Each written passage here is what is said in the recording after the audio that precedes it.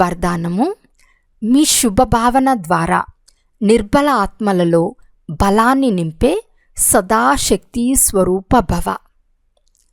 సేవాదారి పిల్లల విశేషమైన సేవ స్వయం శక్తి స్వరూపంగా ఉండాలి. అంతేకాక అందరినీ శక్తి స్వరూపంగా తయారు చేయాలి. అనగా నిర్బల ఆత్మలలో బలం నింపాలి.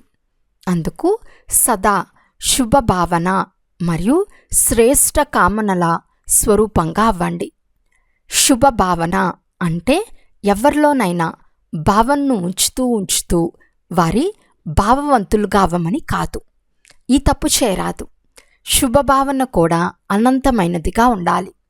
ఒకరి పట్ల విశేష భావన కూడా నష్టకారకము. అందువలన బేహద్దులో స్థితమై నిర్బల ఆత్మలను మీకు ప్రాప్తించిన శక్తుల ఆధారంతో శక్తి స్వరూపంగా చేయండి.